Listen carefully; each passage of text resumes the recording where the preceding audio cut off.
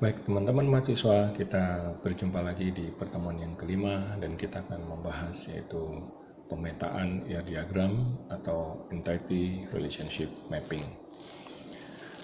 Setelah minggu lalu kita belajar bagaimana kita mendesain sebuah ear diagram, kini tiba saatnya kita melakukan tahapan pemetaan atau proses mapping dari ear diagram menjadi data diagram. Ada beberapa step. Step yang pertama yaitu entitas kita akan petakan menjadi table. Kemudian step yang kedua adalah atribut akan kita petakan menjadi kolom atau field. Dan ada beberapa jenis atribut yang harus teman-teman perhatikan. Di antaranya seperti simple attribute, kemudian seperti simple attribute, multi-valued, kemudian composite dan juga derive. Masing-masing akan memiliki pola atau cara pemetaan yang berbeda. Nah, untuk simple attribute akan menjadi kolom atau field, kemudian multi-valued kita akan jadikan table, sedangkan untuk composite kita akan mencari bagian leaf atau daun atau cabang di mana yang merupakan simple attribute, maka itu akan menjadi kolom. Dan untuk derive itu akan menjadi kolom apabila memang kita ingin simpan, sehingga teman-teman pada prakteknya nantinya akan melihat ada beberapa jenis derive yang nanti tidak kita simpan atau tidak menjadi kolom. Namun hasilnya akan tetap kita dapatkan ketika kita akan melakukan query. Kemudian step yang ketiga itu adalah atribut yang dipetakan, yaitu nantinya key attribute akan kita petakan menjadi index field. Di antaranya kita akan belajar yang namanya beberapa jenis key, ada primary key, ada secondary key, dan primary key kita akan petakan menjadi yang namanya primary key field atau jenis cluster index. Kemudian secondary key kita akan petakan nantinya juga akan menjadi field, namun di settingannya nanti kita akan set sebagai index biasa atau nantinya non cluster index. Nah, step yang keempat adalah tentang relationship itu sendiri. Nah, di dalam relationship ini nanti ada beberapa rasio yang akan kita lihat cara pemetaannya akan berbeda-beda, yaitu rasio 1:1. Apabila keduanya adalah full participation, maka kita memiliki kebebasan untuk meletakkan atau memetakan primary key dari yang entity A ke B, silakan, atau sebaliknya primary key dari yang B kita petakan ke A. Dan kemudian apabila keduanya adalah parsial, kita akan membuat table baru di mana primary key-nya akan tersusun dari primary key yang entity A dan entity B. Dan juga yang ketiga adalah apabila partial dan full participation. Jadi salah satu daripada partisipasinya adalah partial dan salah satunya adalah full. Maka kita juga bisa memetakan bahwa primary key yang partial kita akan letakkan pada entity yang full. Nah, rasio yang one to many, cara pemetaannya juga kita akan lakukan yaitu dengan primary key entity yang one kita akan letakkan pada entity yang n. Jadi nantinya akan menjadi foreign key di entity n. Kemudian untuk rasio many to many, maka kita akan membuat table baru, di mana table baru ini akan memiliki primary key yang terdiri dari dua, yaitu primary key dari entity A dan primary key dari entity B. Nah, mari kita sekarang melanjut ke step yang kelima, yaitu terkait dengan atribut yang ada di relationship. Maka semua atribut yang melekat pada relationship akan menjadi kolom atau field pada target entitas pemetaannya. Jadi sebagai contoh, kalau tadi di hubungan one to many, di mana primary key yang one kita akan tempel ke entity yang n, maka atribut yang menempel pada relationship tersebut juga akan menempel ke yang n. Kemudian step yang keenam yaitu weak entity, di mana kita akan membuat tabel baru dengan primary key yang tersusun atas, baik itu primary key yang strong dan juga primary key dari yang weak. Atau biasanya primary key yang weak ini adalah merupakan secondary key, yaitu berupa garis putus-putus, yang mana ketika kita membuat tabel baru, primary key-nya adalah tersusun atas primary key yang strong dan juga daripada secondary key dari weak entity tersebut. Nah, mari kita mencoba sekarang dari ear diagram company ini. Teman-teman bisa memulai dari entity-nya terlebih dahulu. Coba kita identifikasi entitas mana yang merupakan strong entity. Kita akan bisa lihat satu demi satu, yaitu employee, kemudian department, kemudian project. Jadi ketiganya ini adalah merupakan strong entity, di mana employee, department, dan project akan menjadi table yang berbeda-beda atau table sendiri. Ada table employee, ada table department, dan ada table project. Ini adalah step yang pertama. Step yang kedua yaitu berkaitan dengan atribut. Nah, nanti teman-teman akan melihat bahwa dari atribut setiap entitas akan menjadi kolom. Contoh, di entitas employee, maka akan ada atribut first name dan minute, last name, birthday, SSN, address, salary, dan sex, di mana kesemuanya akan menjadi kolom. Kita bisa lihat pada data diagram yang sudah muncul. Jadi sebagai berikut ini.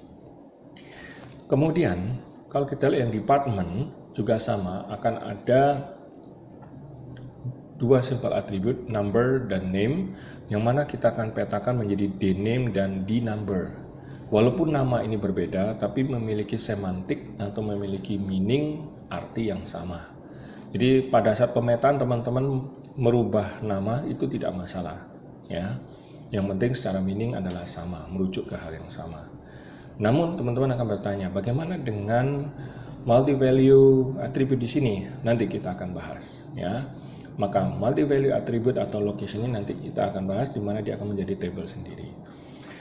Sebelumnya itu kita akan bahas tentang project. Di project ini juga ada attribute name, number, dan location. Juga sama, dia akan menjadi kolom. Nah, teman-teman ada hal yang harus diperhatikan, di mana di sini di atribut name di department dan juga atribut name yang di project, di gambar yang di buku diberikan garis bawah. Ini menunjukkan sebenarnya adalah dia sebagai secondary key, yang mana akan berlaku sebagai index key ataupun juga nantinya bisa diberlakukan sebagai unique key, menunjukkan bahwa nanti nama setiap departemen tidak akan ada yang sama, ataupun nanti sebagai index key, di mana nanti akan dipergunakan di dalam proses pencarian data, ya. Nah, seperti yang tadi saya sampaikan, yaitu multi value attribute, yaitu di sini location, dia akan menjadi table dengan primary key, yaitu primary key dari strong, dari entitasnya, yaitu di number dan location itu sendiri. Sehingga di dalam table yang baru kita berikan nama depth location, akan ada dua kolom, yaitu di number dan di location, dan kedua-duanya adalah primary key. Kemudian dari setiap entitas ini teman-teman akan lihat bahwa mana yang akan menjadi primary key, kita akan tentukan itu dengan menggarisbawahi, maka ini sebagai simbol atau notasi bahwa ia adalah berlaku sebagai primary key.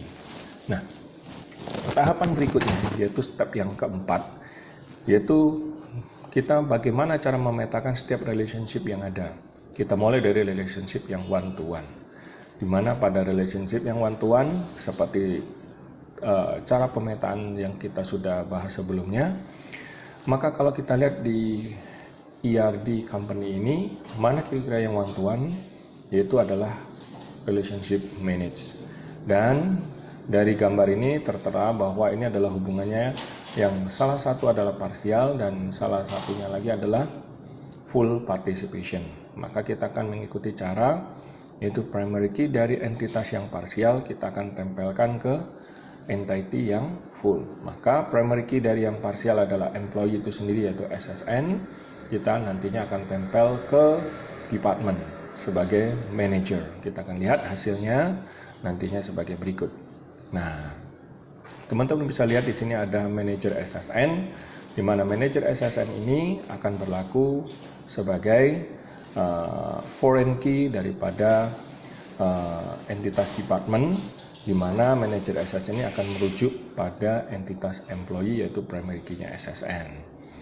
Nah, kemudian di step yang keempat, yaitu kita akan lihat adalah contoh relationship yang one to many. Ada beberapa di sini yang one to many, diantaranya works for, control, dan nantinya supervision. Relationship one to many ini memiliki cara pemetaan juga bahwa primary key yang one kita akan tempelkan ke entitas yang many.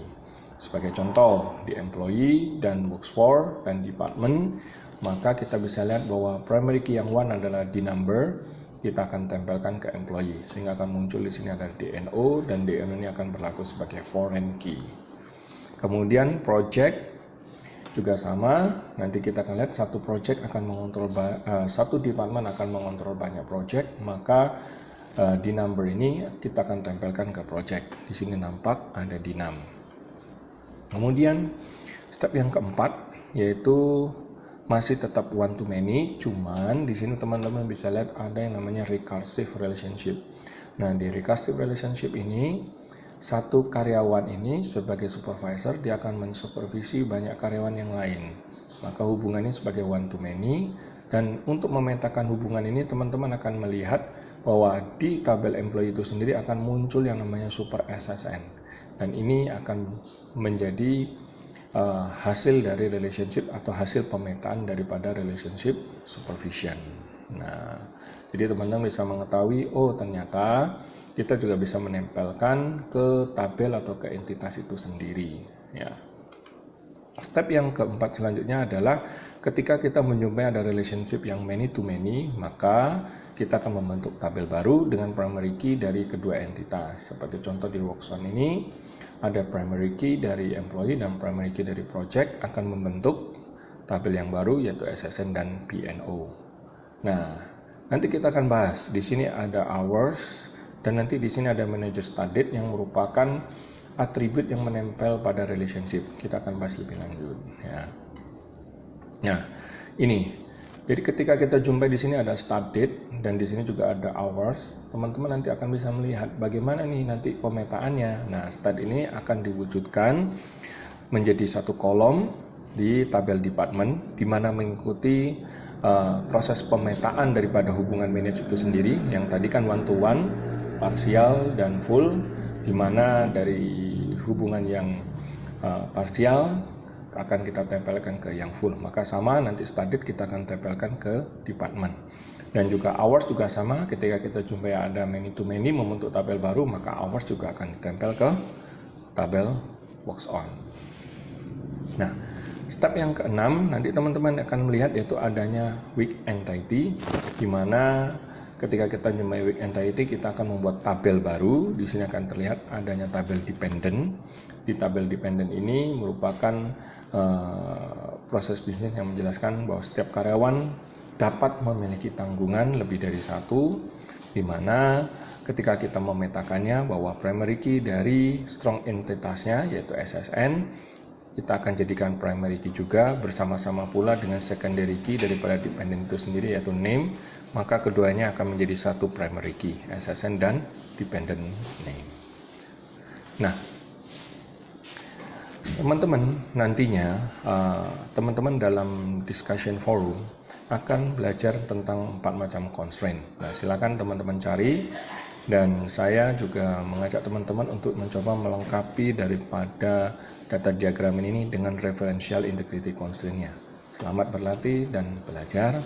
Demikian ya, silakan Anda aktif di dalam discussion forum, dan juga ada beberapa latihan yang harus Anda kerjakan, baik itu di exercise yang ada di buku textbook Fundamental of Database System. Nah, semakin Anda banyak membaca, Anda akan semakin banyak memahami dan memiliki pengetahuan. Terima kasih.